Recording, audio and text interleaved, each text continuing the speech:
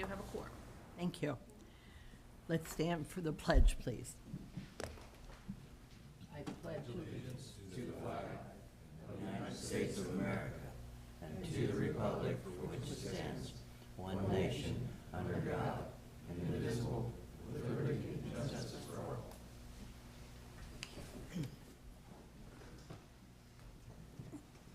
So we have the a motion, please, for review and approval of the agenda. I'll make a motion that we approve the agenda of September 17th. Madam Chair, I have one revision to the agenda. The minutes for July 16th are still in process, so I don't believe we have those yet to approve. Okay, All right, so, I'll make a new motion okay, that we approve today's agenda minus item number 5, the review and approval of minutes from July 16th. okay. Second? All in favor? Aye. Okay, thank you. Commission member reports, I do not have one. Commissioner Gordon? I don't have a specific report, but I am going to enjoy spending my day with you all today, as we're all going to be here together this morning and the afternoon, and then we're going to be with the Board of County Commissioners looking at the master plan later. Also, just a little fun fact I'll bring up this morning. In 1787, the Constitution was signed today, so just a little piece of history. Since, you know, we said the pledge, I thought I'd at least mention that today is actually Constitution Day, so. Very good. Nothing on planning and zoning specifically. but Thank you. Thank you. Okay. Any other members? No? No. Okay. Administrative report, Secretary Daly. Thank you. I want to start off by introducing our new Assistant County Attorney, Liz Moore. She'll introduce herself, give you a little bit of background, and say hi. Hello, everybody. My name is Liz. I'm the new Assistant County Attorney up in the County Attorney's Office. I'm so glad to be here. I was born and raised in Mount Airy, albeit the wrong side of the lines. I did grow up on the Frederick County side of things. I then attended West Virginia University, where I graduated with a degree in fashion merchandising, event planning, and business administration, which I know is confusing and doesn't sound like law related at all. It wasn't. I changed my mind. I then attended law school in Orlando, Florida, Barry University School of Law, where I've got a law license to practice in both Florida and here in Maryland. Very glad to be back and with Carroll County after generations of my family were born and raised on this side of the lines. And I am excited to be back and working with everyone. If you need anything, feel free to reach out at any time. If you ever met Jim, I'm the new Jim, as Tim keeps calling me. But please stop by. I would love to hear from you all and work with you. Thank you so much. Thank you, and Congratulations. welcome. And it doesn't sound strange at all to me because my daughter was fashion and merchandising. Now she's a doctor, so go figure. And just to note, Michelle will be with us for a few more months here as Liz kind of gets her bearings again and transitions on to serve as the Council for Planning and Zoning Commission. Just two other things I wanted to note as follow-up to some of the recommendations that you all have provided to the Board of County Commissioners. The text amendment for the DRRAs is going to public hearing on September 29th. And the text amendment for the solar that we talked about at the last meeting will be shared with the commission on that same day, September 29th, with a request to go to public hearing or to schedule a subsequent work session with the commissioners. And then lastly, just to put on your radar screen, we have received a 7th solar project. This is for property on Old Westminster Road, and we can provide you with additional details on where that project is and what it entails if you're interested. And these are going through the Public Service Commission now. Yeah, yep. Okay, And that's all I have for administrative matters. thank you. BZA? What, extensions? Okay. Yes, good morning. We do have two projects which have been granted extensions since our last meeting. The first one is Rosie Acres. It's M09001. It's just a two-lot minor subdivision. This is their 13th extension. The great news is they are working towards finishing up this project right now. It's actively in the process, so maybe we won't see that next year. And the second one is Hudson Forest Estates. The file number on that is P12006. This is a 13-lot subdivision. It is the 7th extension for this project, and that's in they're both in Commissioner District 4. Okay, that's it. Thank you. Thank you. BZA? Thank you, Madam Chair. There is one BZA case this upcoming meeting. It is case 6522. It is for a conditional use and variance at 1246 Deer Park Road.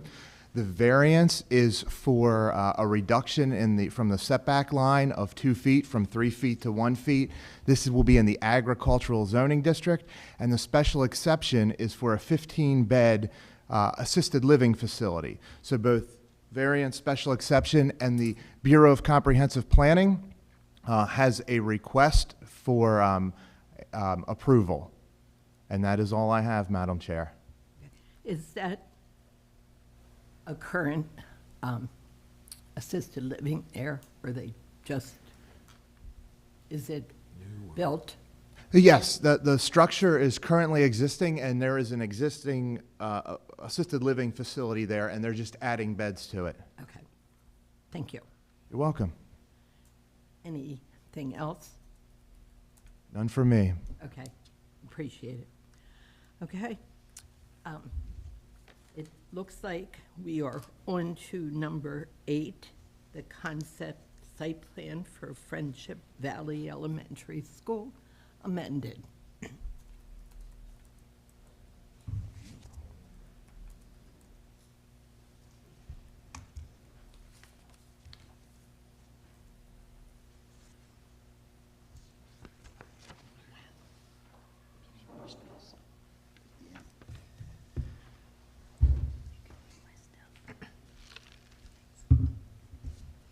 Good morning. Good morning. Amy Barcroft with the Bureau of Development Review, here with some representatives of a school-based project. I'll let them introduce themselves. I'm Bill Kane, the facility planner for Carroll County Public Schools. I'm Jim Mark, Supervisor Construction, Carroll County Public Schools. And I'm Austin Hancock, Site Civil Engineer for the project. Okay, thank you. So the first of two projects with this same group of individuals is S-23-0030. This is Friendship Valley Elementary School amended site plan.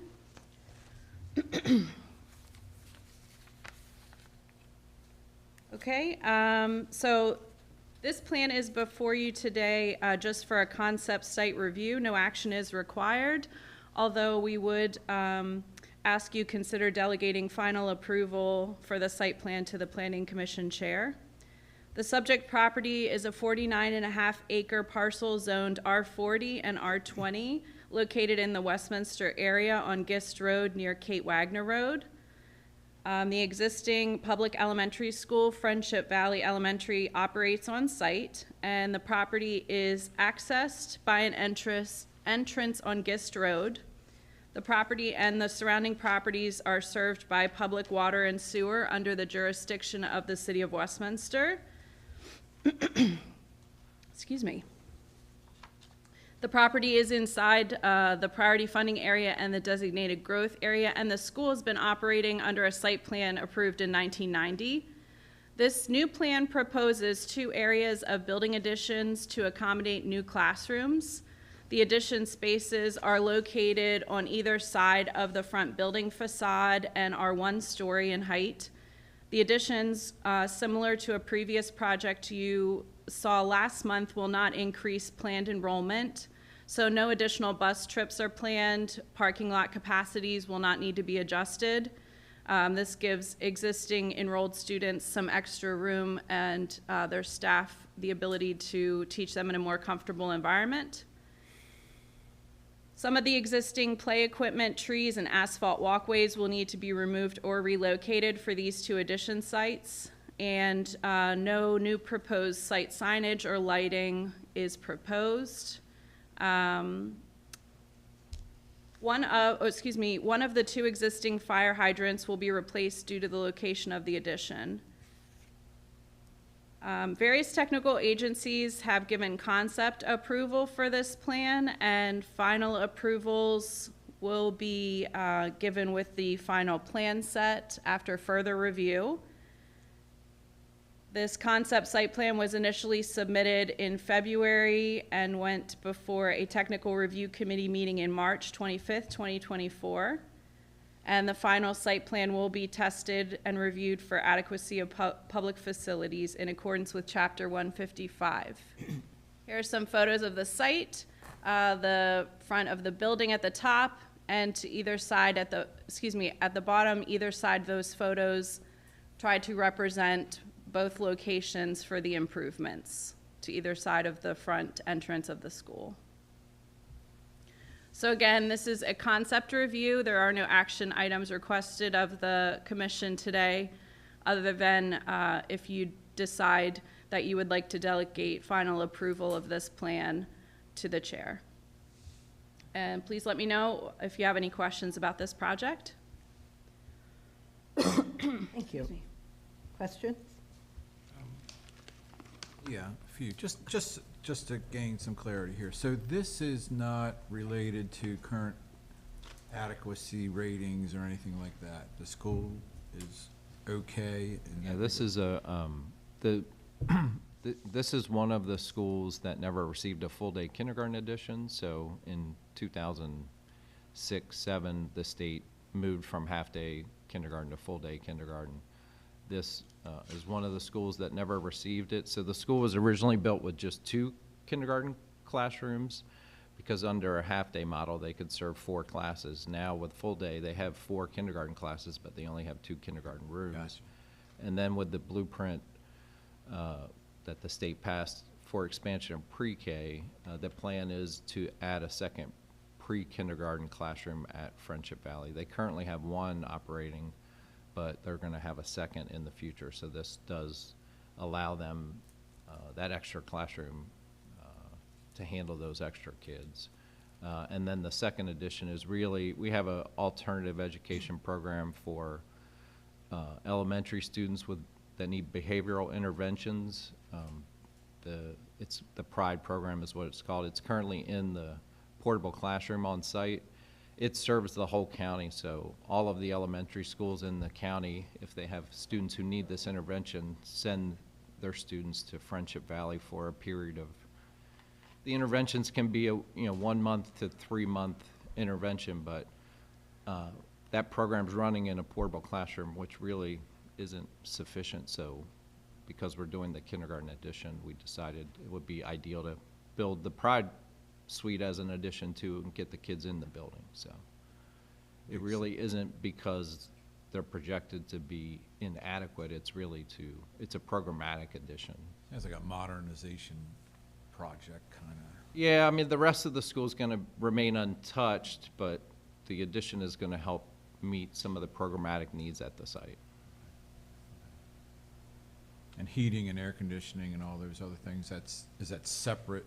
So the additions will have to provide, new heating and air conditioning, but the existing school has a system that's been in operation since it was built. There are plans to replace the HVAC system in the future, but I think that's like 5 or 6 years out. That's on your list of capital projects that we Yeah, saw. always depending upon funding received, but it's in our educational facility master plan within the next 10 years to replace the HVAC system. Okay. Thank you. These additional students won't impact the bus schedules.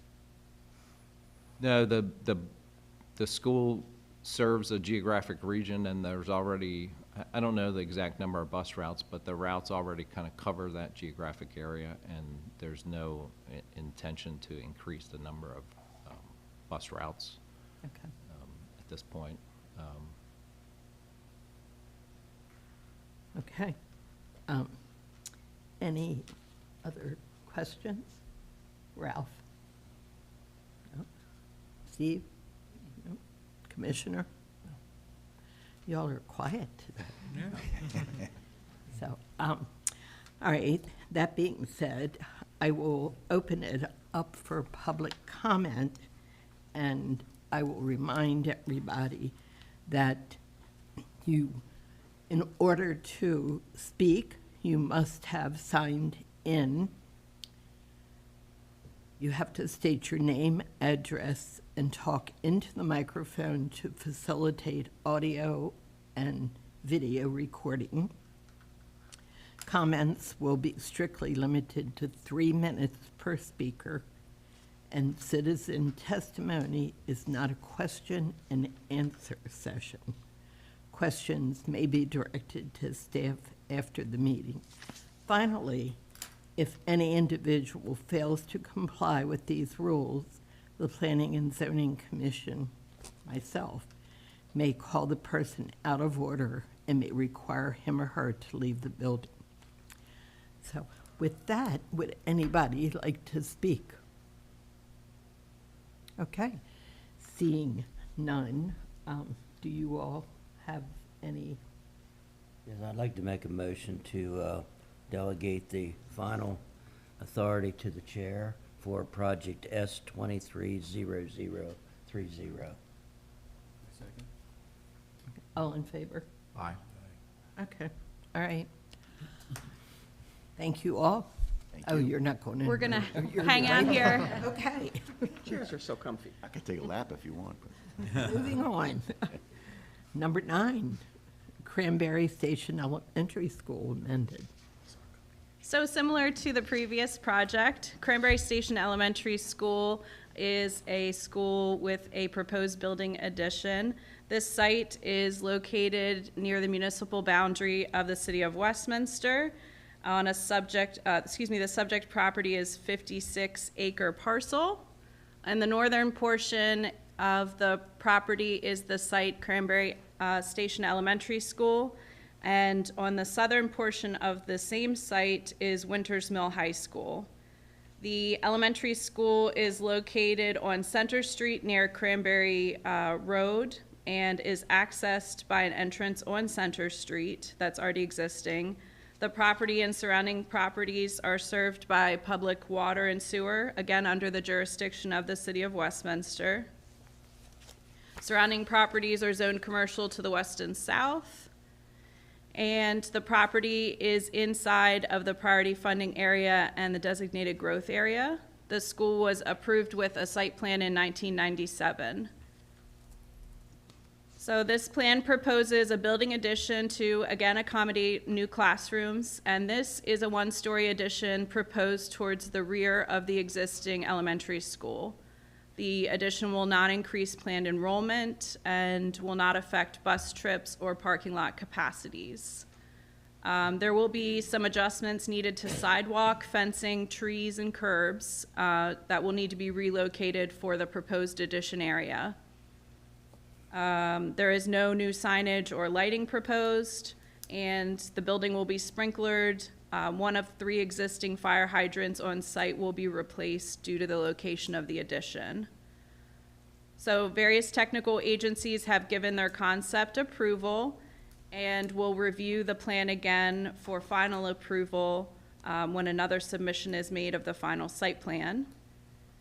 And again, this staff would recommend if the commission would designate approval, final approval of this plan to the chair. There is no action required on this plan today. It is just a concept review. And here are some photos of the site, the existing elementary school, and the photo to the right is the location of the proposed addition space on the rear of the school. Please let me know if you have any questions, but this is very similar to the previous project. in its intent. Thank you. Any questions? Just similar to the first concept plan.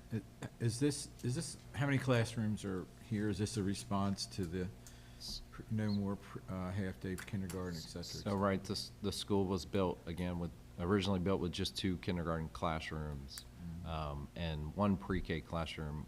In the original construction, the addition's going to add 2 more kindergarten classrooms and a second pre-K classroom. The school, at Cranberry, the school last year, I believe, had 5, may have had 6 kindergarten classes.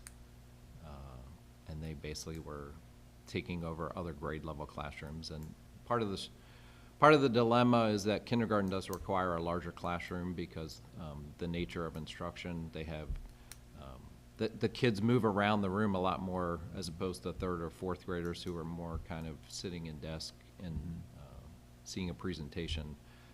Kindergarten students have centers that they rotate around, so the classrooms need to be bigger, and we do provide toilets in kindergarten and pre-K classrooms, again, just providing appropriate early childhood classrooms to serve kind of the kids that are there and projected to continue to be there. I meant to ask this on the first one as well, but parking adequacy is okay. Is there additional staff, but the parking is still adequate? So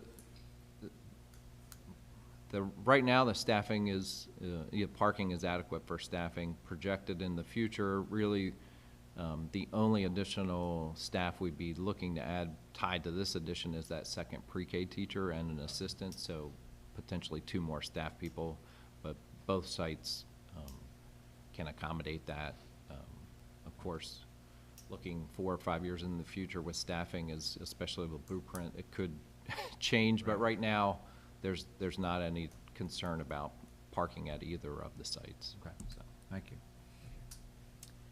Any other questions? Hearing none. Any public comment? Okay. All right. Any thoughts on, do you want to see it? I'd make a motion to delegate authority of final approval to the chair. Second. All in favor? Aye. Aye. Okay. All right. Thank you all. Thank you. Thank you. Thank you. Thank you, appreciate it. Excuse me. Pretty straightforward. Yeah. Do the same. Okay. Number 10 has been removed, so number 11, the text amendment changes related to HB 538 discussion. Good morning, ladies. Good morning. Morning. We are here today to continue our discussion about HB 538, which is the state housing legislation that was adopted last year. You'll recall we were here several weeks ago just for a very brief introduction on what it is, and since then you've received a text amendment draft. That is what we're going to be talking about today. But we'll also be talking about some other things that are in the state legislation that we don't believe need to be incorporated into the county code, but you'd still want to be aware of them. So just, I believe Hannah went over this several weeks ago, but just a quick recap. In the 2024 legislative session, Governor Wes Moore signed HB 538, Housing Expansion and Affordability Act. It's effective this January 1st, which is why we're trying to get these amendments to the county code done this fall. The legislation was built as a tool to solve the state's housing shortage and affordability crisis. So again, we're here with the text amendment. We were before the Board of County Commissioners on July 25th to discuss the text amendment, and they referred it to you all, as with all zoning text amendments, to review and make a recommendation back. So I'm going to turn it over to Hannah at this point. Good morning, everybody. Morning. So if you'll remember from September 4th, one of the 2 things that this state legislation does requires jurisdictions to allow manufactured homes and modular dwellings in any zone that allows single-family residential homes. Manufactured and modular homes are homes built through fabricated construction types. They are constructed off-site, transported to the site, assembled, and then affixed to a foundation. The state legislation only applies to these homes that are converted to real property, which includes having the same ownership of the dwelling and the land that it is affixed to. Modular dwellings are defined in the state legislation, and manufactured homes are defined elsewhere in state law. Guidance from the Department of Housing and Community Development clarifies that this does not include mobile homes on wheels or temporary foundations. And looking at our county code, we currently already allow modular dwellings. We already consider them as single-family homes. So this part of the provision doesn't really apply to us, but it does apply to including manufactured homes. So the county allows a single-family home in the ag, conservation, all 4 residential districts, the C1, C2, and I1 districts when in a rural village, and the employment campus district. So looking at the draft legislation, this is on page 1, amending the definition of single-family dwelling to include a dwelling, single-family shall include a modular dwelling or a manufactured home when converted to real property. We'll be adding 2 definitions, one for manufactured home, a transportable structure that is more than 320 square feet in size, attached to a permanent foundation, is designed to be used as a dwelling, includes plumbing, heating, air conditioning, and electrical systems, has a HUD certification number, and complies with federal safety standards. A manufactured home is only considered a single-family dwelling when it is converted to real property. Also adding a definition for modular housing, a building assembly or system of building assemblies designed for habitation as a dwelling for one or more individuals that includes the necessary electrical, plumbing, heating, ventilating, and other service systems, is made or assembled by a manufacturer on or off the building site for installation or assembly and installation on the building site, and is installed and set up according to the manufacturer's instructions on an approved foundation and support system. So that is kind of the first part of the state legislation requirements. So a manufactured home is more like a trailer structure? Is that what? I guess, but it still has to be on a permanent foundation. It's Right. nothing on wheels. I'm just trying to Yeah. wrap my head around the difference.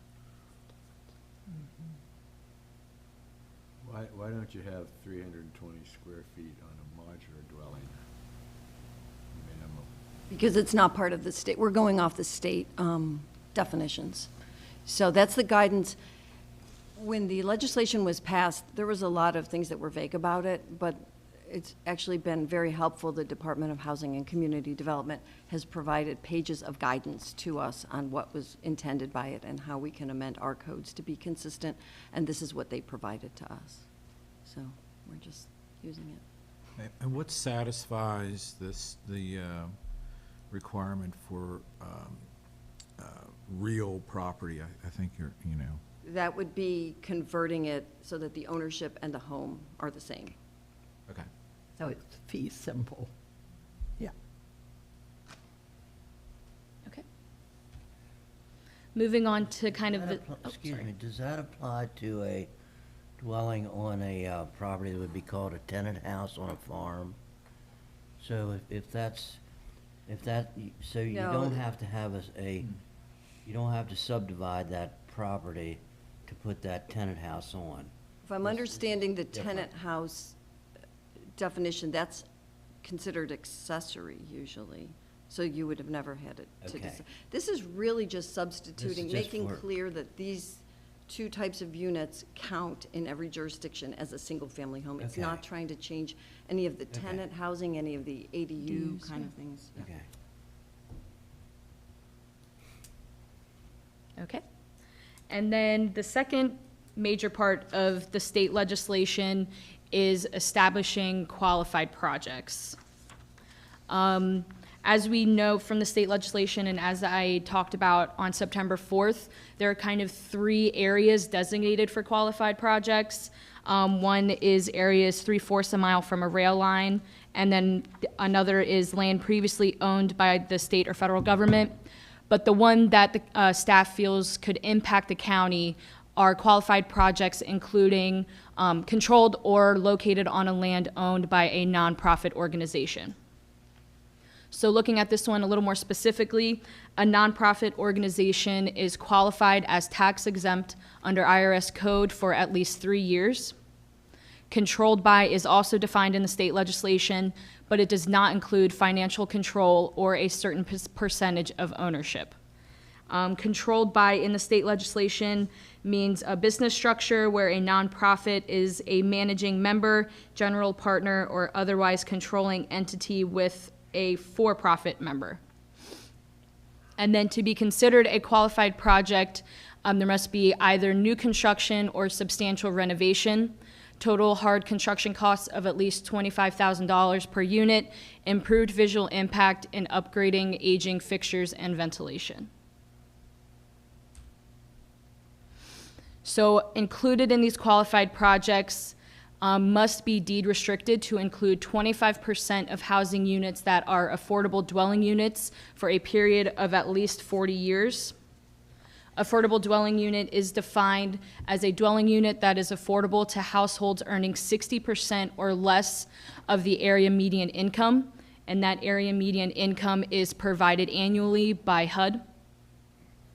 Deed restrictions that restrict resale to income-eligible households are a common tool to preserve housing affordability for other programs, and deed restrictions is also how the county deals with age-restricted housing.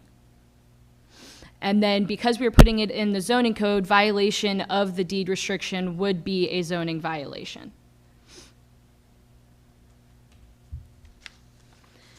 And then the big part, qualified housing projects allow for an increase in density from the underlying zoning district. So it's kind of broken up into 3 different types of projects. So in areas zoned for single-family use, this includes the agriculture, conservation, all 4 residential districts, and employment campus district. A local jurisdiction must allow the project to exceed the density otherwise authorized in the underlying zoning district, but the amount of density increase is not specifically specified in the state legislation. The project may include middle housing units, which includes duplexes, triplexes, quadplexes, townhouses, and cottage clusters. Cottage clusters are defined as groups of 4 or more detached units of no more than 900 square feet with a common courtyard. And this is kind of just a depiction of what a cottage cluster is. So it's all located on the same lot, 4 or more detached units, no bigger than 900 square feet. I think Frederick has one similar to that right up on 26. By near- Warman's Mill. Yeah, yep. I'm not sure that they're limited in size. These would actually be more like what we have now is accessory dwelling units, because they can't be more than 900 square feet. But requiring the courtyard would make them visually. Yeah, I was thinking more of the one That that's does by not- 31, where 31 comes out there on Liberty. Oh. Yeah, it's a unique spot. So, anyway, go ahead, sorry. You're fine. So incorporating this into the draft legislation is on page 2. In a zoning district that allows for single-family residential use per the county's use tables, a qualified project may include middle housing units, which may include duplexes, triplexes, quadplexes, cottage clusters, or townhomes, as referenced in the Maryland Annotated Code, Title 7, Section 5, Housing Expansion and Affordability, and may exceed the allowable density in the underlying zoning district. Including remainders, Yes. including remainders. There's nothing to exclude remainders, so the way we interpret it, it would include remainders. remaining portions, I guess, same thing, right? Wow. But they have to, They have to be a nonprofit. It's- right, It's and they not have that anyone to can own come it in. for understand 3 that. years. So, Yeah. yeah, it could. And it can't be more than 7 because of the constraints of Well, SB septic. 236. So you could never have more than 7 on a single parcel, single lot. Okay. I'm guessing there's no way to block that loophole, because I can see it where it was like a not-profit could be a managing partner, because I could very easily see for-profit people having a not-profit kind of join in to allow this to go through, but they really don't. No, I mean, the Yeah. quick answer is no, as long as they're a managing partner, general partner, or controlling entity. So if, just let's think about this. So if it would be on a remainder, and you cluster like you showed the picture, then would that be a common septic system? Well, that's the other constraint that they would have. I mean, it would only be as allowed by septic requirements and regulations. So it's hard to do kind of the scenario planning for this, not knowing what would be envisioned and what the property would look like. That's what makes it kind of difficult to answer those kind of questions.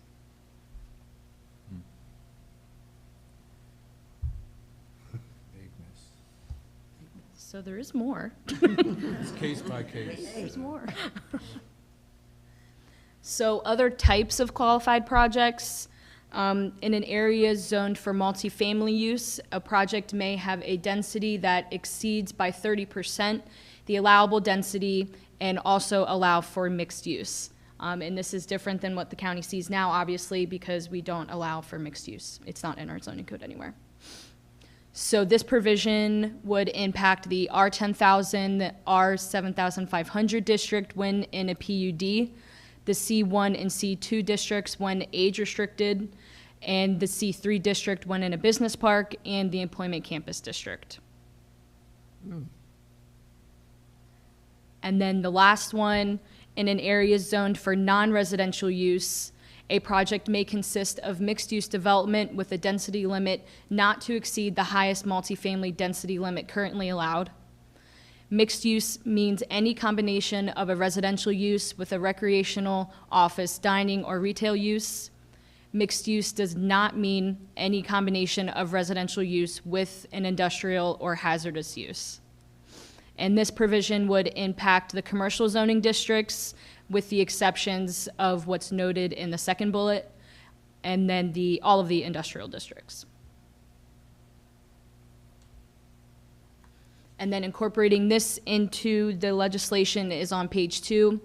In a zoning district that allows multifamily residential use, a qualified project may have a density limit that exceeds by 30% the allowable density in that zone for uses that are not part of a qualified project, and may consist of mixed use as permitted in the underlying zoning district.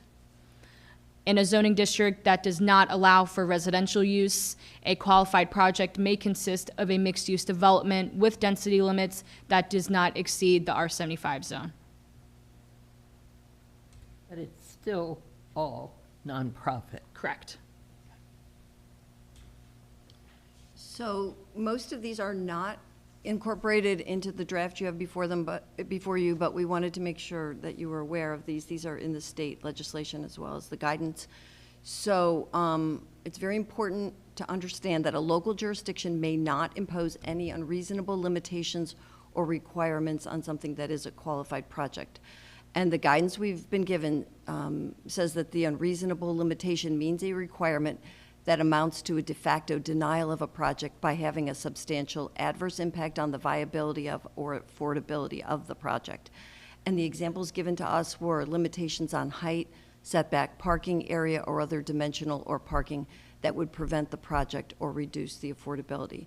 And the reason it's important if one of these comes before you to understand the unreasonable limitations is because the density increase for the single-family zones was not set. It says you have to allow the middle housing, but it doesn't give you any kind of percentage. And we've asked repeatedly if there's any interpretation that anybody wants to give us on that. And they've said that that was deliberately left to the local jurisdictions to interpret what would not be an unreasonable limitation. So you'd have to have things come before you and evaluate them. So there is no set density increase that you have to give, but you do have to give one if requested. The other thing in the state law is a local government may not require more than 2 public hearings. That's in the state law. That was concerning to us, but the guidance that's come out has said that that means in each step of the development process. So that shouldn't be too much of a constraint. That means that certainly more than 2 total are allowed. It does not address or modify any other legal restrictions on a parcel, including ag pres easements, HOA, covenants, et cetera. And I know that question was asked a few weeks ago. Those things would still be in place. And it does not supersede other state laws, including the density restrictions placed on land under the Septic Tiers Law, SB 236. Okay, and this is in the legislation. Just for clarity, we wanted to include it, that impact fees may still be imposed, but again, the guidance told us, unless the amount of them is an unreasonable limitation to the project. And projects are still subject to stormwater, building codes, and concurrency management requirements. So who determines unreasonable? At the end of the day, it would be the courts. I'm looking at Michelle. Don't look at Michelle. This is purely my opinion. I do not represent the county attorney's office. This is another full employment for lawyers kind of scenario. This thing is perhaps well-meaning, no doubt, but there's a lot of vague things. So, you know, what you believe is a perfectly reasonable restriction, someone who is upset by your restriction may not, and then we're over on Center Street and perhaps in Annapolis, and we will not be the only ones. You know, it's just, there's so many things that will require interpretation. And then fighting with the state. Which is always jolly. So we'll go to the Unreasonable Commission. Just trying to get the state. Is the Commission on Commissions. of all of this to increase affordable housing? Affordable as well as the housing stock in general, because there is a crisis in that area as well. Yeah. How much housing is available, how affordable it is. Back to when you said going to the state, we were told by DHCD that at least this year there are no plans to go back in and tweak this. So this is, we believe, what we will be working with for the time being. You never know, but we don't expect Annapolis to be addressing anything that they did last year, again this year. That's too soon. There is no question that we need housing that everybody can afford.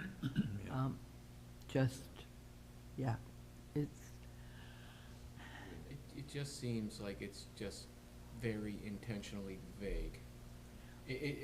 Like you can't even say it's rushed, like it just seems that it's just very, very intentionally vague, so that you really can't deny anything, and it's like you said, it's just gonna be tied up in courts for forever.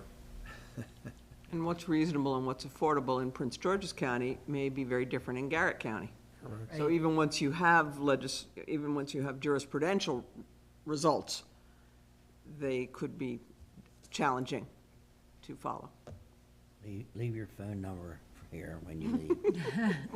I could take it off the hook.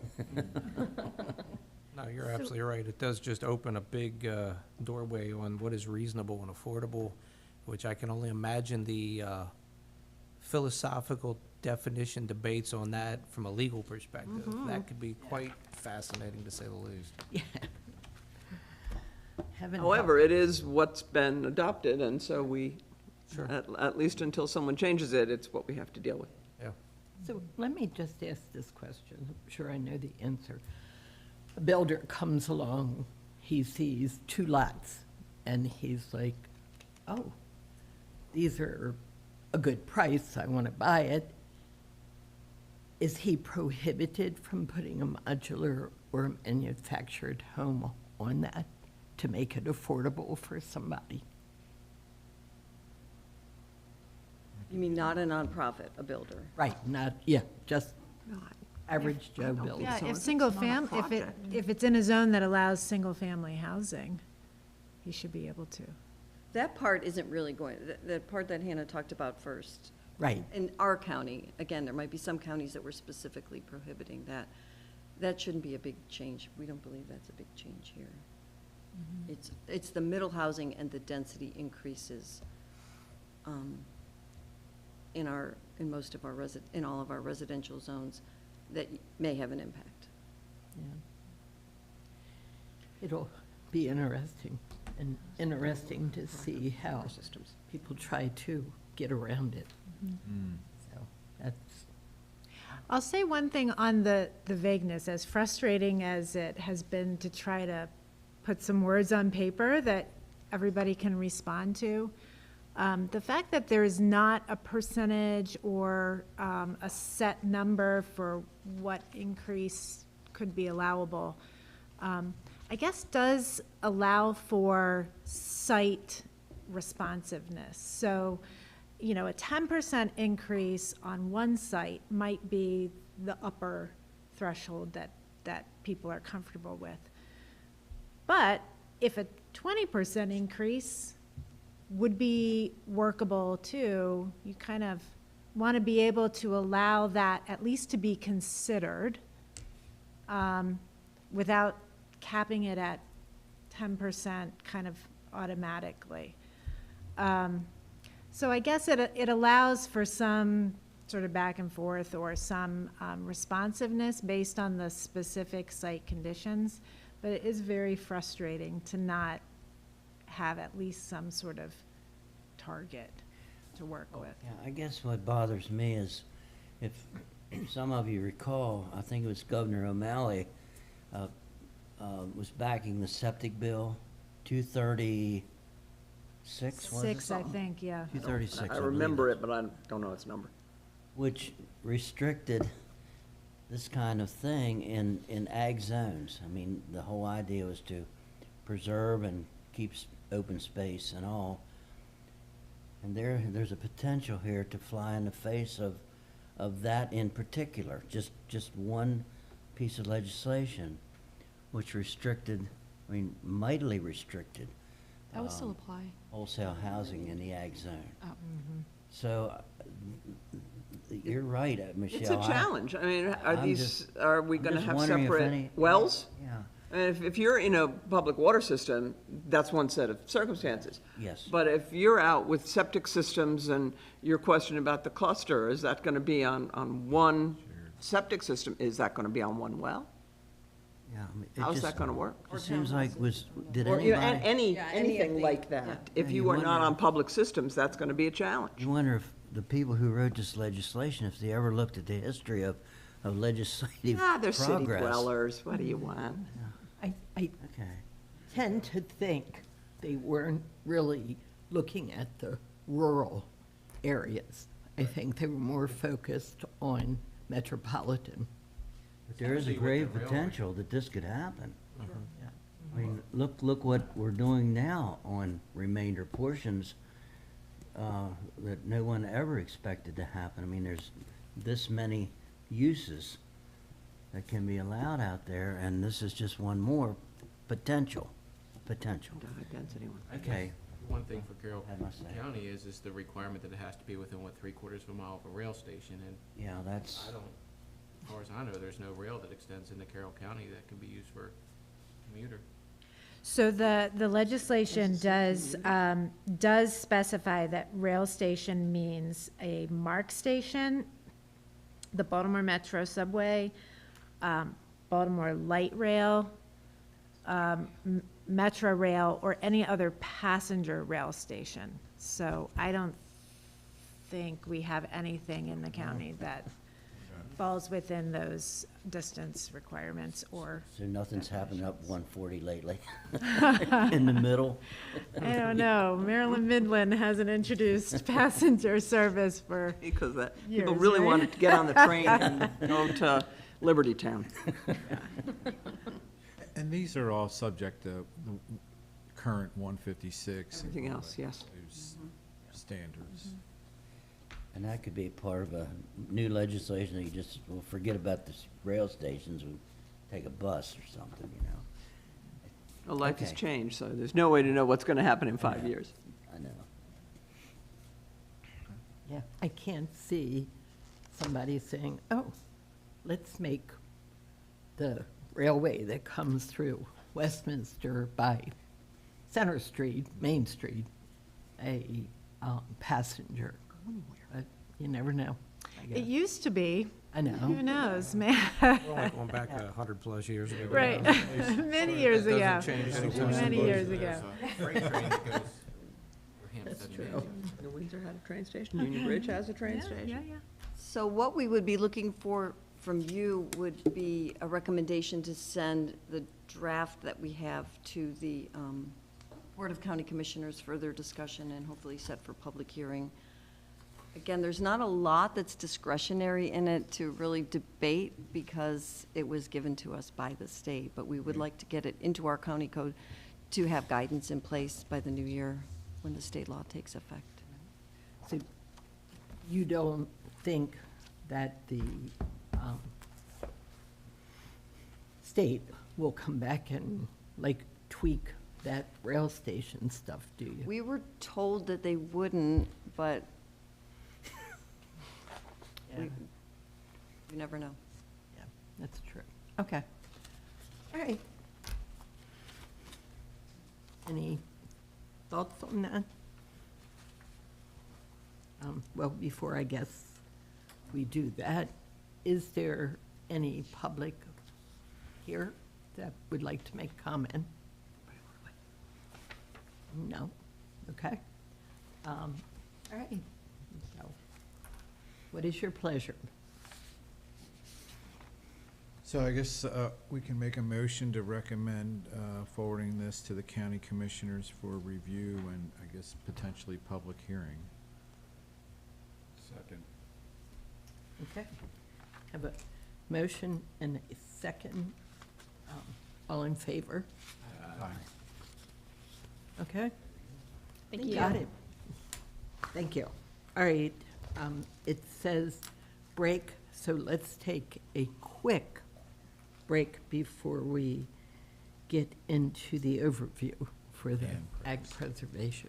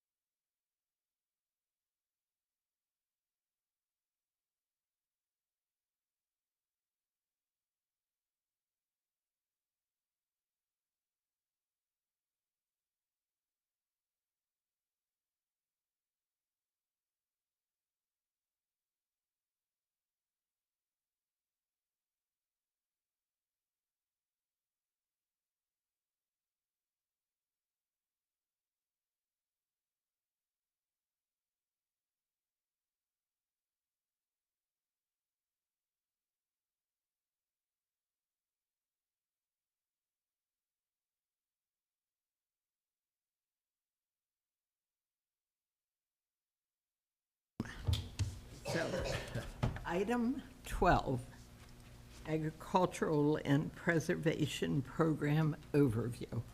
Welcome. Yes, good morning. So, as you're very well aware, we are engaged very heavily into looking at the master plan for the county.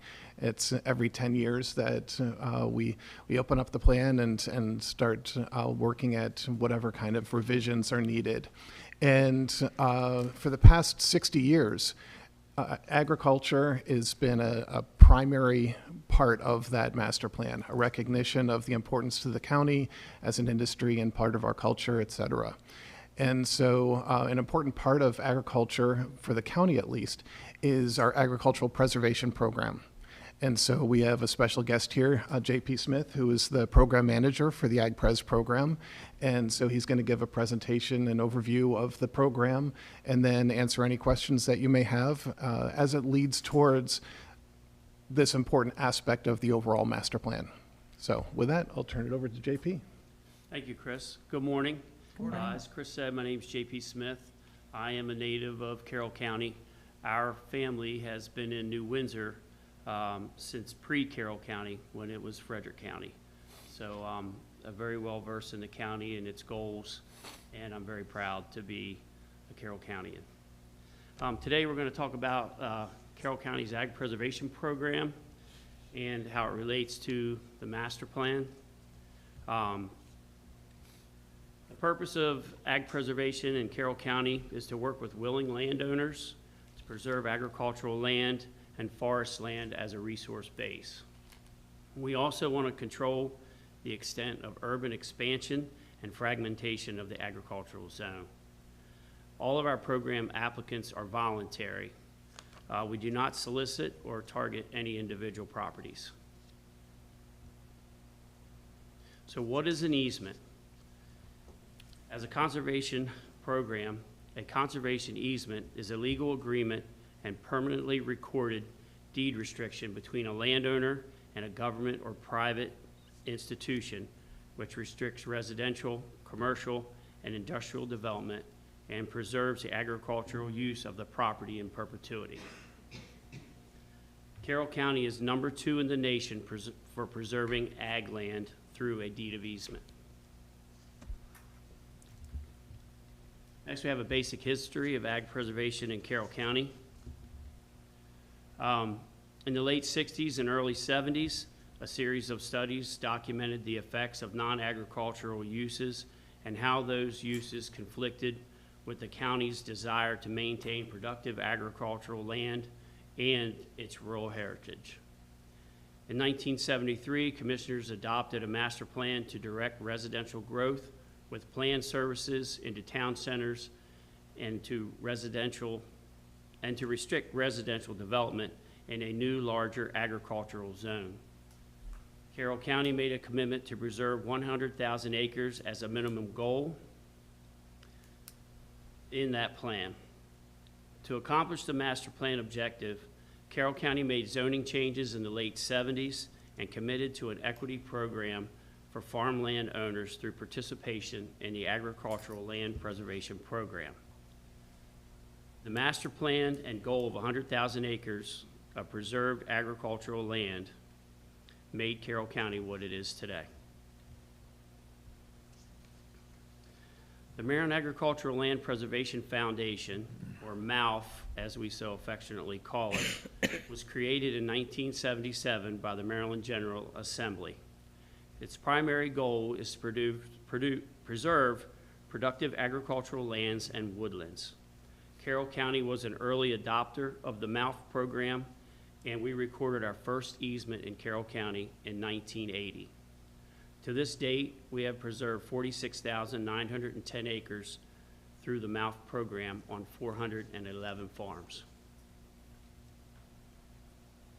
MALF has 3 primary ways of acquiring funding. First is through the real estate transfer taxes, which is 0.5% of the value of the transaction, and MALF receives 17.05% of this dedicated revenue source, which equates to 20 to 35 million annually. Secondly, through agricultural transfer tax, which is 3 to 5% of the value of the land, depending on size and improvements. Through this program, they acquire $6 to $10 million annually. Then MALF has a matching funds program. And the matching funds are contributed by the counties through bonds that are dedicated to preservation. They receive 9 to 14 million annually through this program, and this funds 23 counties. There's a MALF program in every county of the state, fully funded. That's 2 to 3 million per county per year. So MALF has criteria for being an eligible applicant. First off is the size of the property. You must have a minimum of 50 acres in the property to stand by itself, and it could be less if it's adjacent to other easement properties.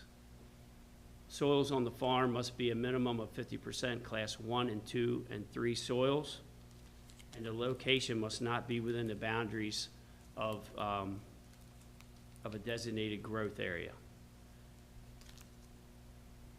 Every conservation easement that we do in Carroll County requires conservation and management plans. They must have a soil and water conservation plan that's been approved by a local soil conservation district. And if you have more than 25 contiguous acres of forest land, you must also have a forest stewardship plan. Locally, we rank all the applications in order of priority to be preserved.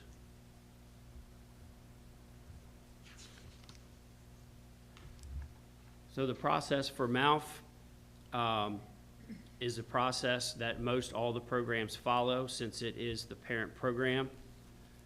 We accept programs through the year, and they must be submitted to MALF by July 1st. We like to have them in the office sometime in April. That way we can go through some pre-checks that go along with the ranking of the property. We send it down to planning. We send them to development review, and we send them to GIS for soils analysis.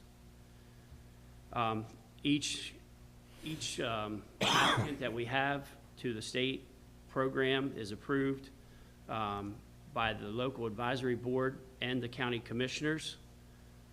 After, well, actually, it's approved by the advisory board pre-application, and then it goes through an approval process with the commissioners after application. Sometime in the late summer, early fall, MALF appraises each farm property with 2 appraisals, where they're appraising the land only. The appraisals go to the Department of General Services at the Department of Agriculture to be reviewed, and a recommended value per acre is then submitted to the Board of Trustees at the MALF Foundation. Once all of those things are completed, offers are sent out sometime in February through April, sometimes depending on the amount of applications per county. Carroll County is a little later in that process because we usually have a full slate of applicants, where other counties may have 0 or very few. So we have lately been applying 12 to 16 properties each year. So then, once the offers go out, the landowners have 30 days to accept or reject the offers. Once the offer is accepted, they can start moving forward with landowner requirements, which will be sent to the landowners by the MALF administration. Those requirements may be loan subordinations, surveys, conservation plans, nutrient management plans, or forest stewardship plans. One of the last things we do at the county is a baseline documentation, which takes place 4 to 6 weeks before settlement. We document the property in its current condition, so the state knows what they are preserving. Settlement with the state will occur 18 to 24 months after applications are received, and they settle through a lump sum payment. Secondly, we have a Critical Farms program, which is a program that was created in 1992. And it's a partnership program with the county and the state. The applicants are contract purchasers and must meet qualifying criteria through the size of the farm, the soils, and the development potential. We like to see farms that are a high percentage of farmland and what we like to call a farmer's farm. The Critical Farm Program provides upfront funding from a dedicated ag preservation dollars for the new owners. We can pay up to 52.5% of the purchase price or of the appraised value of the land only, whichever is lower. Successful applicants will complete their preservation through the MALF program, which is the same process as I just went through. We do receive partial reimbursement, sometimes full reimbursement, to the county at the settlement of the MALF easement, and we use that money for future easement purchases.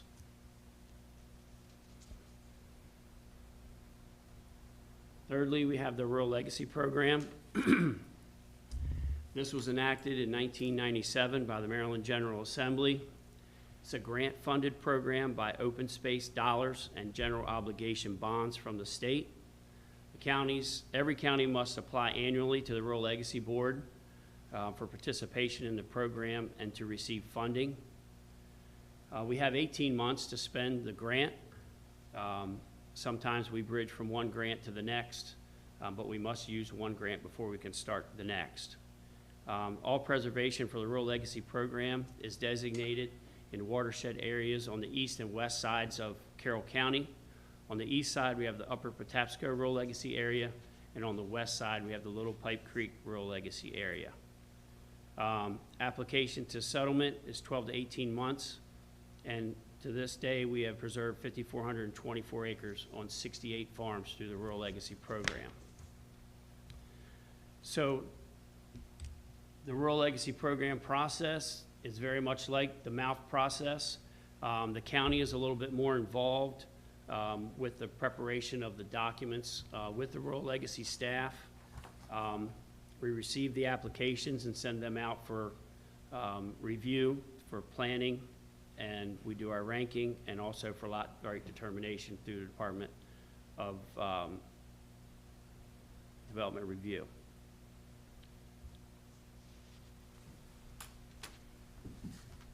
And that also they do settlement through the lump sum payment.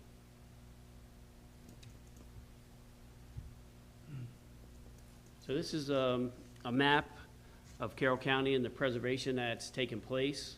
The green areas are MALF easements. The purple areas are Rural Legacy easements.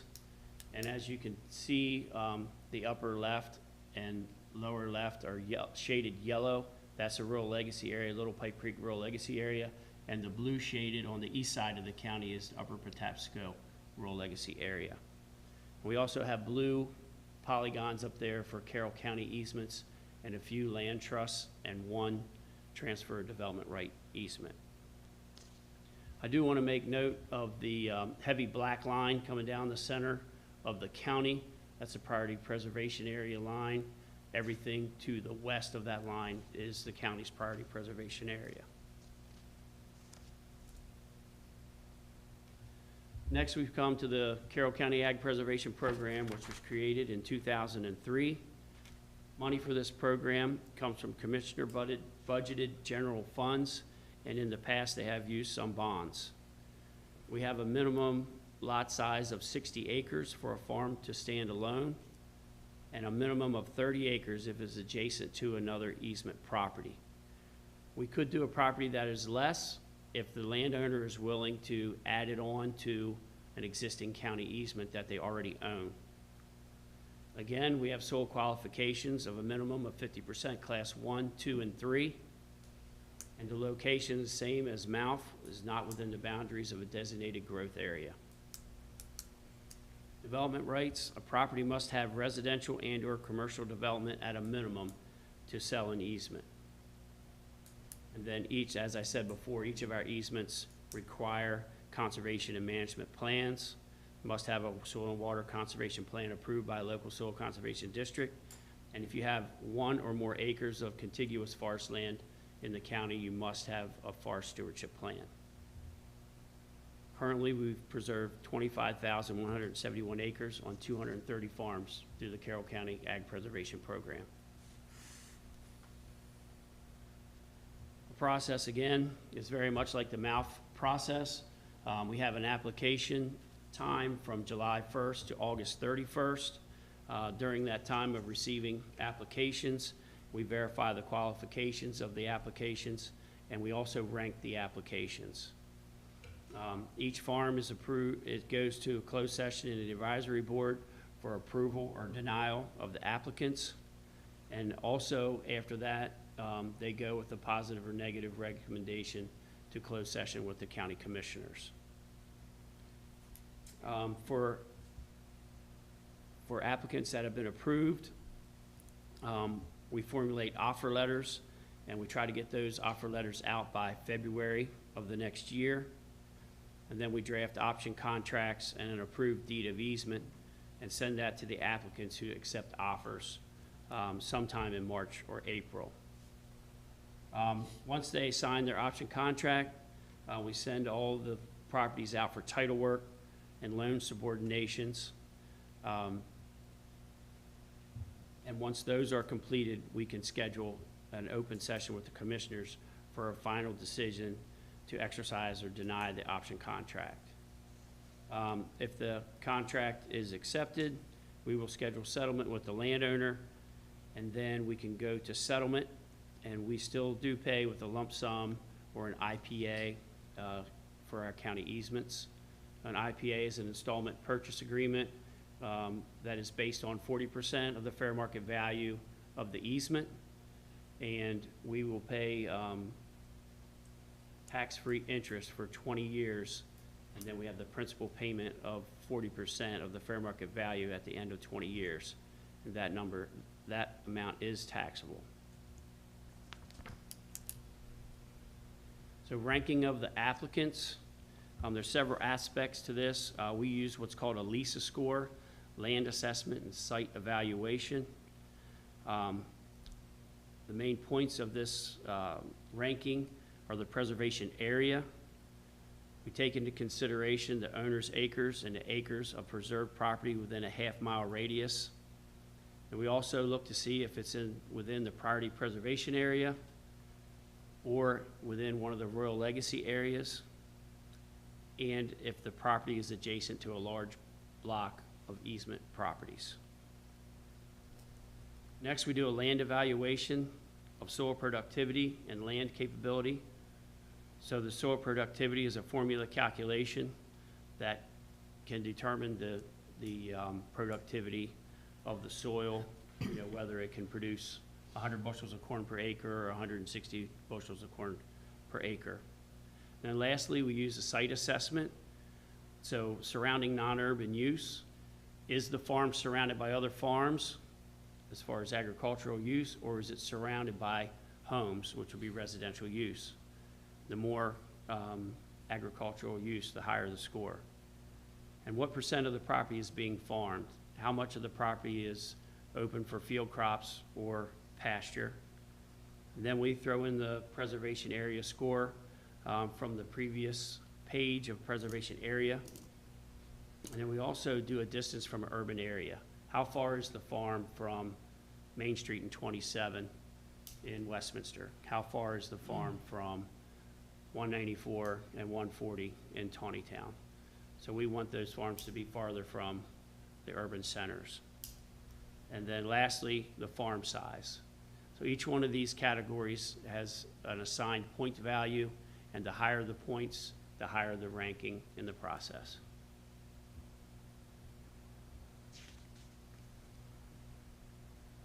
When we take these farms to the advisory board for consideration, along with the ranking, the advisory board can also use these points to consider if they'd like to preserve the farm or not.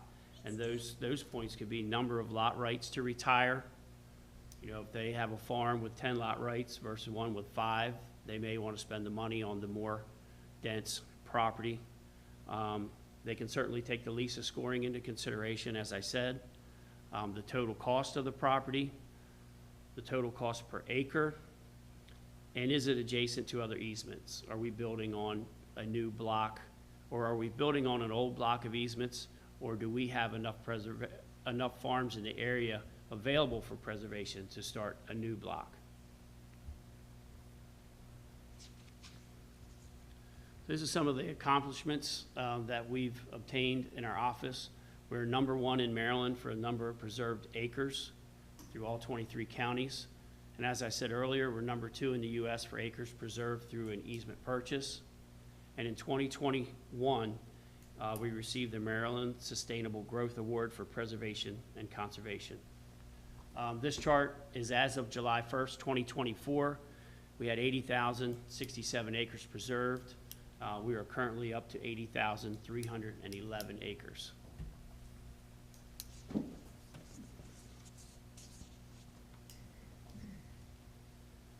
So here I wanted to highlight the AgPres story. This is something that's available on our website. It's a GIS interactive story map that I would encourage everyone to look at. It's got some interviews for local farmers, and then the code on the right, I think, takes us to our web page. This is just another way to get to the story, and again, the web page.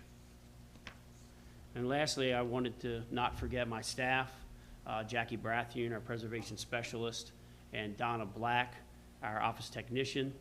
We do a lot of work in our office, juggling all 4 of these programs. I feel like we're very lean and we're very efficient in the work that we do. We do love the work that we do. You know, we have good relationships with a lot of the people that apply, and I think they appreciate that as well. So, all right, thank you for your time. If anybody has any questions, I'm willing to try to take some of those on if you'd like.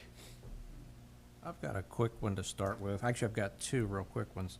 So with the Ag Board, how typical or how often do they turn down a proposed property? Normally, if we have the money to afford the easement, they normally don't turn down an easement. Okay. And then the other question, I guess, is more of a math question. I was sitting here totaling numbers. So on the slide decks, we total out to 87,382 acres for those four different categories. The total you just showed on the last one from July shows 80,311. So that's a difference of 7,071 acres. So I'm a little curious as to how we've got 87,000 through those 4 categories, but yet we're only showing 80,311 on the other. Well, I guess maybe I should have checked the numbers. I'm not being funny. I'm No, just it's all curious. right. I'm It's just all sitting here right. going, wait, I'm like we're We have closer to some- 90 than I thought. Wait, what's going on here? Well, I know that we did have several people putting the project together. Okay. But that's why I mentioned, you know, aside from the possible math that could be wrong. Okay. That the chart was as of June or July, whatever Sure. the date was on the chart, and that we do have new numbers today. No, I So understand a lot of that. times it depends on when the project is settled and when it shows up in STAT. Okay. So we don't really count it the day it's settled. We Sure. count it the day that it shows up in STAT. Okay. I was just But I curious. apologize for the other No, numbers. no, that's fine. I did note that on the chart, it says that MALF includes the critical farms, so, on the slides, under broken MALF, out. it says 46,910, Mm-hmm. which is the number that's in the chart, but then we have a separate breakout of the critical farms, which is Okay. 9877, So it's twice. so there might be. That's true. Okay. That's the Yeah, difference. if you just total up under each of the slides, Okay. there'll be some double counting. Gotcha. Okay, I just was curious. Okay. Here you got me all excited. We're close to 90. Any other questions? Ralph? I do have a question. You Yes, know, sir. A lot of times the soil was either 1, 2, or 3. Was that in regards to being able to perk? No, sir. So that's a capability number. That's a restriction on the land, and a lot of times that has to do with the slope of the soils. So a steeper slope would have less uses available to it than a flatter slope. So class 1 would be much flatter. Class 2 would have, you know, maybe 8 to 15% slope. Do you look, so on. do you look at the ability to perk at all? We do not. We do not prove, we do not, make the farms prove that they can perk. We use the text in the zoning to calculate the lot rates. Including, now, do you calculate the lot rates based on the 1 per 20 and the off conveyances, or are you taking into account the septic bill that restricts up to 7 lots? So we will do both. We try to let the commissioners know that, our zoning would say, if it was, 100 acres of conservation zoning, where 1 to 3, we would say that maybe there's 33 lots to retire, but as of SB 236, we would be limited to 7 that we're retiring at this time. So when you give that number to the appraisers, you make sure the appraisers understand that there's a 7-lot limitation. That is correct. In that ag zone. We do. Okay. We do, and we try to also You let have them know. multi-parcel deeds, which would add to it. Yeah, and you the beat like, me, so we you won't beat me get to into it. that. Yes, sir. Okay. Yes, sir. I want to get back to the valuations. You prioritize the same for every program as Yes, far sir. as your prioritization. So how do you determine which farms go to mouth and which ones stay in the county? So first thing would be which program that the applicant would like to go with. And then we can have a conversation on what might fit them better or where we may have available funds. So there's a decent amount of conversation about, where we take into consideration their wants and needs and our availability. So we try to fit those things in where we can. So we've had here lately quite an influx of new farming members to the community. In other words, Carroll County has been discovered not as only for development, but that we have open and available land. So how has that affected your evaluations? So let's go back maybe 5 years. Sure. You've been here how long now? 9.5 years. Okay, so let's go back 5 years. Sure. Compared 5 years ago to today, how are the valuations?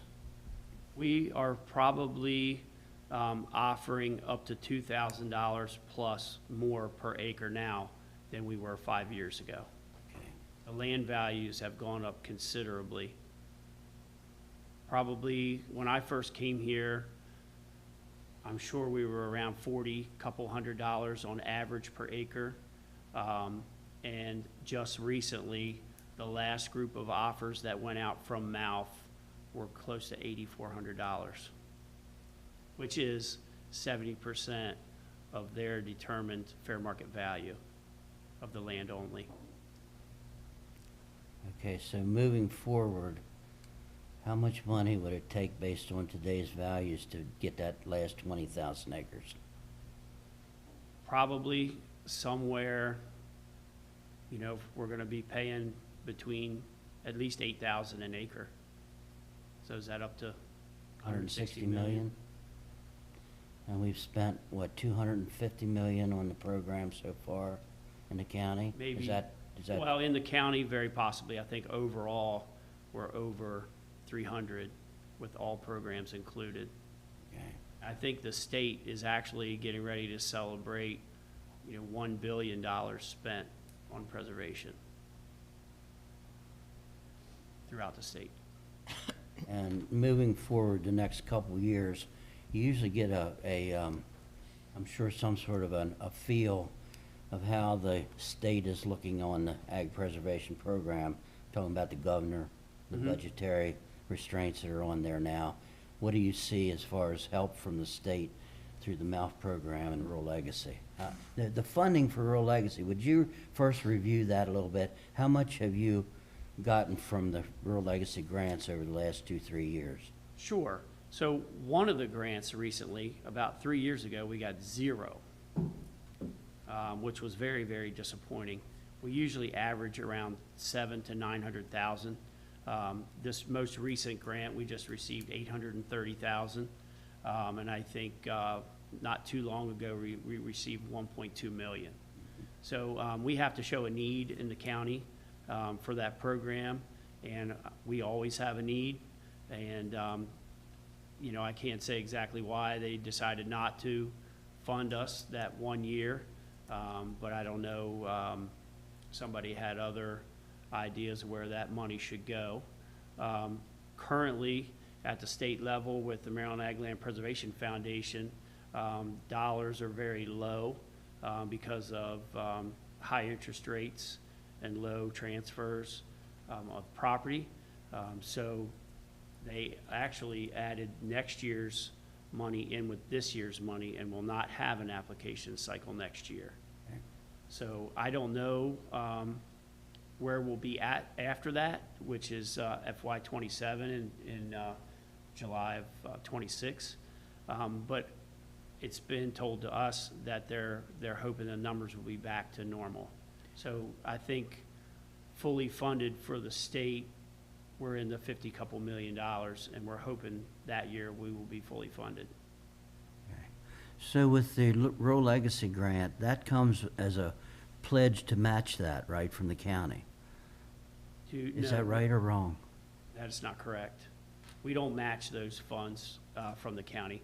We have a matching funds program with MALF. With MALF. Where we put up a $1.33 million bond to receive the maximum funding from the Department of Agriculture. Okay, so there's no restrictions on matching, any matching money for the Rural Legacy money that comes from DNR? No, sir. Okay. Not at this time.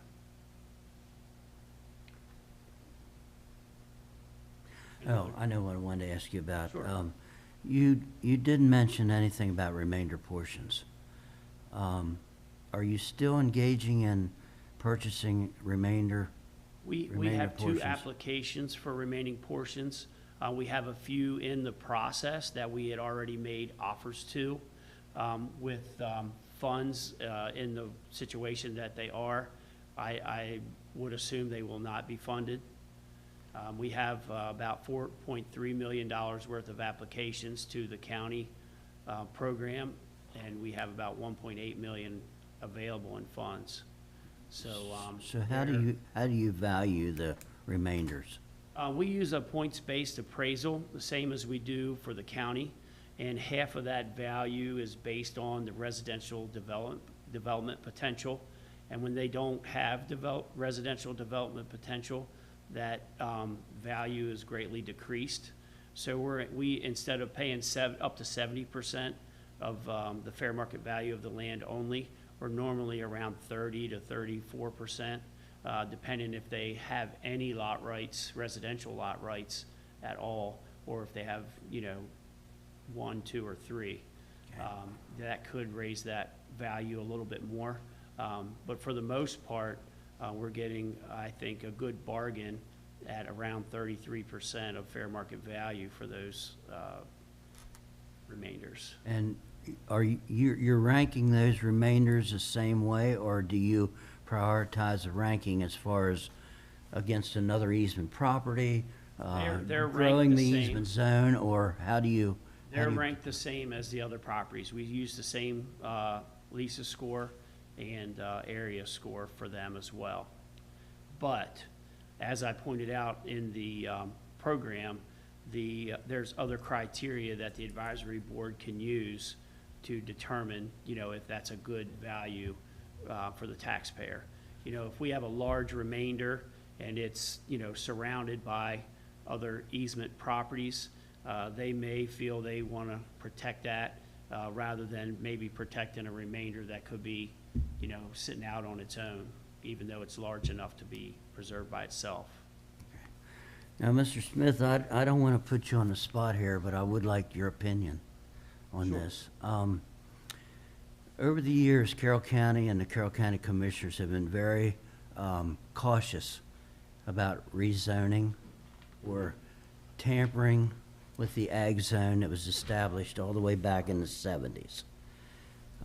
That has been a prime reason for our ability to save farmland, and then the ability for us to preserve it forever. So how important is it to maintain the ag zone and protect it as much as possible?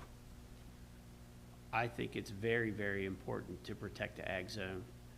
Because if we create any other zoning, it all comes out of the ag zone for the most part. So that's one of the reasons that the advisory board and the commissioners approved us to move forward with the remaining portions, because most all, if not absolutely every one of them, are in the ag zone, and we also want to protect that from zoning changes in the future. The ag zone and the conservation zone? Yes, sir. They're also eligible? Yes, oh, yes, sir. So, would you go back to your map, please, if you would? District 5. Yes, sir. That has always been sort of up for grabs on which way that district's going to go. There's a tremendous amount of development in that area, but I noticed there's some inroads as far as the preservation program. Is it viable, both economically and viable for the taxpayer to expand that zone, and is it possible? You mean as far as preserving in that area? Yes, sir. Or to expand the growth area of Well, that area? both. I really haven't given that a lot of thought. I know the people in that area feel like they're giving their money out to the rest of the county and not getting some land preserved in that particular part of Carroll County. The commissioners have let us know to accept an application. You know, it would come along with, you know, it would be a big deal on where it is and how it fits in with local development. But as far as is it feasible, I think there's a place for it in some locations there, yes. Okay. Because I'd just taken a note, and this has nothing to do with anything you did. This goes way back. Yeah. If you notice in the growth area, there's one that sticks out like a sore thumb. Mm-hmm. And there have been mistakes made in the past, probably be some in the future, probably none right now. I don't know about that. But We're all that's human. what we have to just wonder about, and that's why I was wondering, with that 160 million potential that's gonna take to take us to the 100,000 goal, would it be feasible and more important to dwell on growing the areas that we already have? Or, and I know it's a voluntary program, Mm-hmm. so, but we still can put priorities on, and then judges, when we prioritize them and value them, where it's gonna be more feasible to work with. So that's just something that I think we have to keep in mind as we move forward for the next 10 years in our master plan, and how that's gonna play out. Because we do have some conflicting things going on now. We're looking for affordable housing. We're looking for places to put it. Mm-hmm. You know, we're looking for disruptions in areas that maybe we don't want disrupted in the future. So that's why I asked you the question about the zoning. Because to Yeah. me, that has been a very important subject and topic that the commissioners have always been, I guess, cognizant of. That once you break the zoning down, you might as well kiss the program goodbye. Right. We've seen it in other counties. I think it's definitely important to have, you know, preserved land in a lot of the areas of the county. I think about Nils Market down in Mount Airy, where it's within the growth area, and it's kind of out of reach of our program at this point. But I'm sure the residents that live down there appreciate that amenity, and they would feel the same way in any area where there's some amount of development along with ag use in the same area. but we're not buying open space areas. Right. We're purchasing viable agricultural easements that have the potential to move forward in the future. Because agriculture is a very, very flexible industry. We've seen it. So if there's land there, there's a flexibility in agriculture that, and the dairy industry is a prime example of that. You know, it was such a viable, strong industry just a few years ago, and now it's an important industry, but we sure don't see much of it in Carroll County, but we still All have to going through protect that land. changes, that's for sure. Okay, I'll get off my soapbox. Well, I appreciate Mr. Robertson's question about that growth area, because as we all know, and we all suffered through it together, we had a $12 million deficit this past year in the budget. And yes, there are competing interests, and I think it's something we all have to be very aware of, because the challenge becomes ag has a place, so does growth, commercial, industrial, and so forth, and housing. And you mentioned affordable housing, which we're desperately, I think, in need of, depending on what version people want to use that definition as. But, you know, the challenge I see is we want to get to that 100,000 acre goal. Board of Commissioners under me last year agreed that we would make a resolution to get to that 100,000 goal, which the history of that's a little foggy how we got to that number, but I think it was just a nice round number.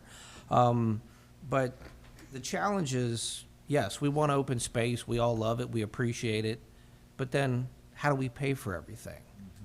Several meetings ago, we had Rec and Parks, and I'm not criticizing Rec and Parks come in, but they came in and they had a grant for a $100,000 trail. And I asked the question, and I already knew the answer, but the question is, who's maintaining the trail after the $80,000 comes in from the state? Well, that's the taxpayers of Carroll County. So I think the question that has to be on everybody's mind moving forward is, yes, we want open space, we want to hit that 100,000. Ag is without question one of the most significant industries and one of the things we want. But if we start fragmenting, for lack of a better word, which I know AgPres talks about, if we start fragmenting a growth area and injecting other things into it, I have to ask the question, do we want to pay significantly more in individual property taxes? Because how do we fund all this? I mean, you know, it's either going to be taxes and fees at some point, and I'm not in favor of either one. I don't want to see us get to that point, but whether it's a new trail, it's some other building we have to build, dealing with the blueprint for education, that becomes all, the money's got to come from someplace. So just my point this morning to everybody, and I've said this to numerous individuals, including my colleagues, how do we afford all this? We've only got, per the economic land use study, what was it, 1 or 2%, if that, in industrial and commercial. That's where the money's at. I hate to put it that way, but that's what generates the money, and it's not ag. We all know that, and that's nothing against ag, but it doesn't bring in that tax base. I'm not going to call it revenue, it's taxes. But how do we generate enough to take care of this now and future generations? Because somebody's going to pay for it. So I think the challenge is everybody goes, don't develop more. But then if you say, but the next step is we might have to raise your taxes, does that adjust the thought process? And I'm not saying either one's good. They're competing in nature. But I think that's an honest, serious adult conversation we've got to have. What direction does Carroll County want to go for the next 10, 20, 50, 100 years? Where do we want to be? Well, I'll respond to that a little bit if you allow me. Sure. You know, I was asking these same questions of myself for a long time now about the same issues you're talking about. One thing, though, that galvanized my thinking was this power project that's coming through, and we're not going to rail against it. We're not going to rail against it. But I'm going to use that as an example. I was at a meeting a few weeks ago where there was probably over 700 people at the meeting. And invariably, people who were not farmers, not agriculturalists, came up to that microphone and gave all the reasons why they live in Carroll County and moved to Carroll County. And the top of the list, when everybody stood up there, said, we have open land, we have farming around us, we have agriculture, and they listed all those things as attributes. Without a doubt, every person, and I think it was was it over 100 people spoke? I would say at least, yeah. Well over 100 people spoke.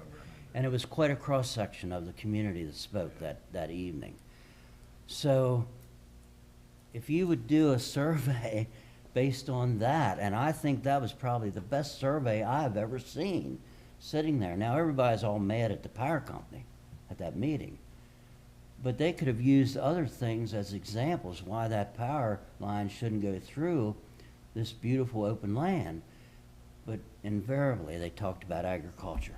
Oh, absolutely. And how it affected their lives in a positive way. And so that certainly galvanized my thinking on that. Just one more question. If you mentioned the IPA program, and you didn't dwell on it too much. It is kind of complicated. I understand that. But how many have you utilized through the IPA program in the last 3 to 5 years, and why or why not have you used them?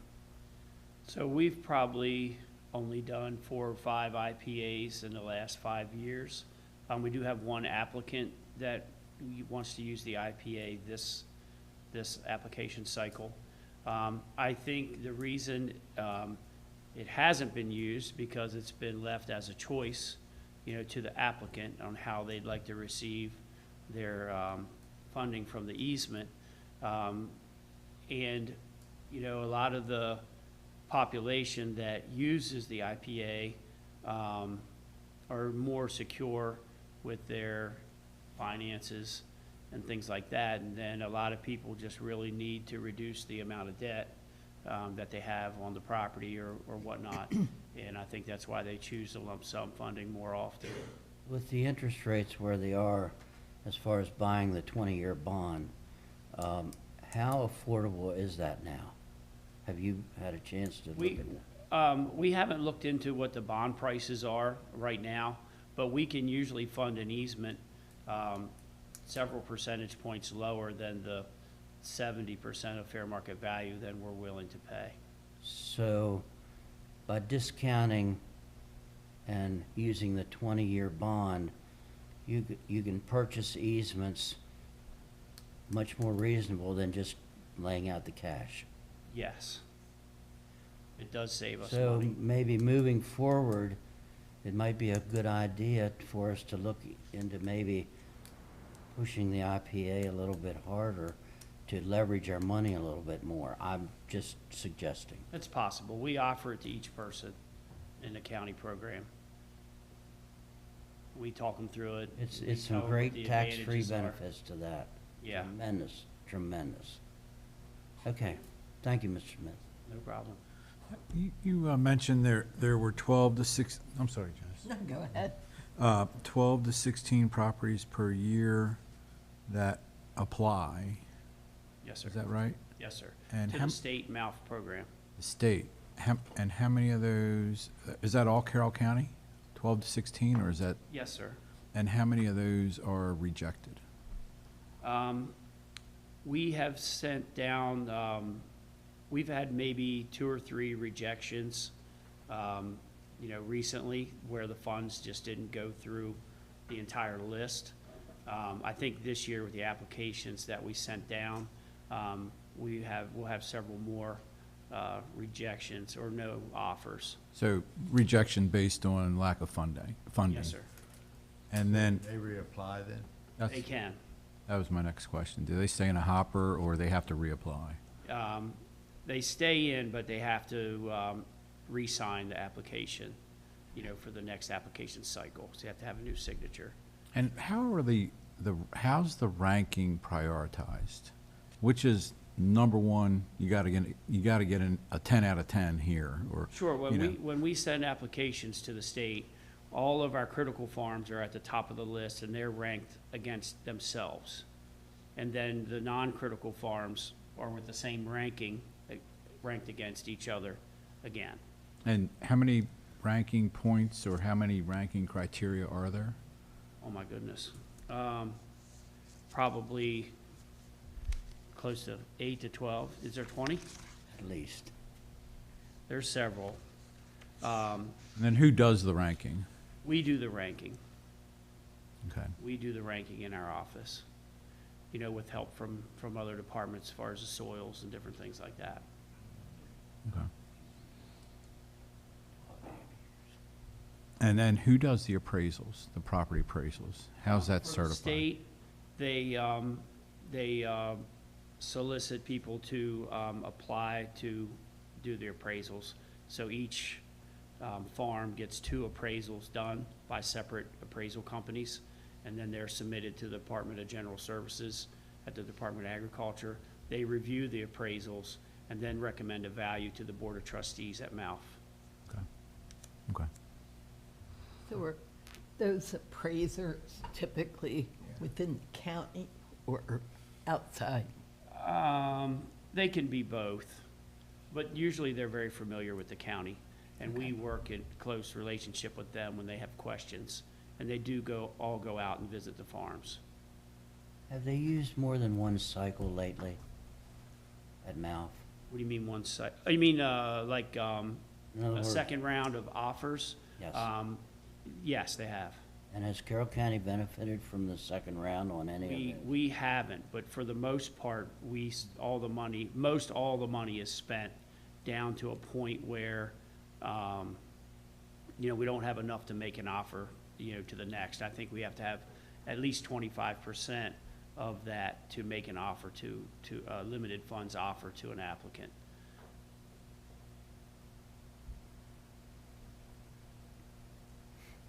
You good? Yes, thank you. You good, Ralph? Yes, ma'am. Steve?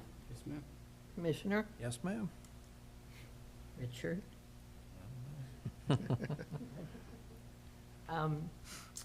Well, thank you very much. Yes, ma'am.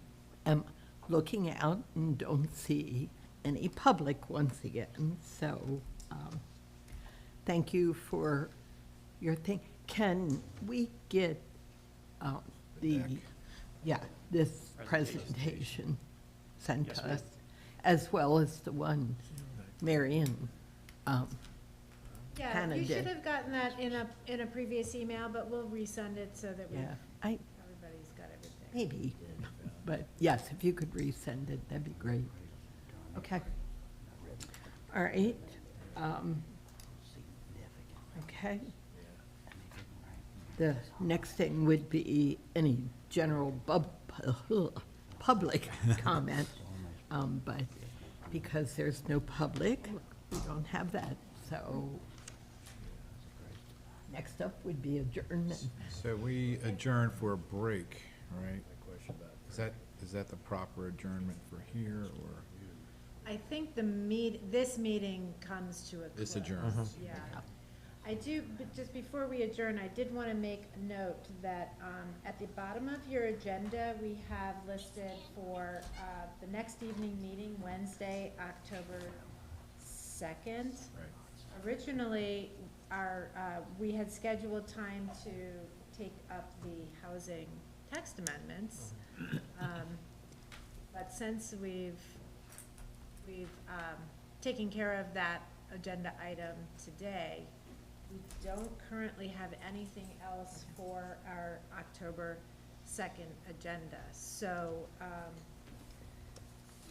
I'm not going to officially cancel it just yet, because we usually solicit agenda items internally in the next couple of days. But I would suspect that we will probably end up canceling the Wednesday, October 2nd meeting unless something comes up, particularly this afternoon in our work session, that we Right. want to try to address. Okay.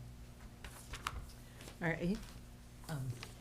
Now, So now I can, I'll make a motion for adjournment of the Planning and Zoning Commission meeting of September 17th, 2024. Second.